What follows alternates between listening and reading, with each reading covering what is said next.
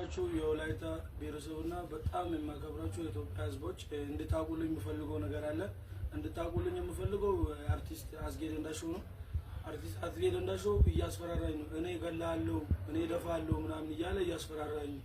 ትላንት አጋጣሚ የሆነ ቦታ ላይ ብቻ አሸንፎ እኛ እየተዝናናን ተገናኘንና እኔ አንተ ልጅ ከወላይታ ልጆች መሃል መግደል የሚፈልገው አንተን ነው። አንደኛ አንተን መግደል እፈልጋለሁ፣ በጣም አስከፍተኛል። አንተን መግደል እፈልጋለሁ። ለምንድን ነው እኔ መግደል የምትፈልገኝ? እንደዚህ እኔ ላይ ቪዲዮ ሰርተሃል ምናምን ስለኝ ያወራን እኔና እሱ ያወራን እኔ ልገል እፈልጋለሁ ምናምን ስለኝ አንተ የወላይታን ሕዝብ ደጋግመህ በቅኔ ስለነካት ስለሰደብኳቸው እኔም አንተን አውርቻለሁ፣ ግን አልሰደብኩም። አውርቻለሁ እናቴ እንደዚህ አይደለችም፣ እኛ ሰፈር አይደለችም የሚለውን አውርቻለሁ ብዬ እሱ ጋር አወራውና ውጪ ወጣው። ውጪ እንደወጣው ተከትሎ ወጥቶ ከልጆች ጋር ማለት ነው ጋርዶች አሉ። የወላይታ ልጆች ባሁኑ ሲጀመር የወላይታ ልጆች ባሁኑ ጋርዶች እኔ ሞቻለሁ። እንዲህ በዲቻ ምናምን ያስጨፈርኩ ብዙ ሰው ጋር ማልተዋወቅ ሰው ቢሆን አስገድሎኛል።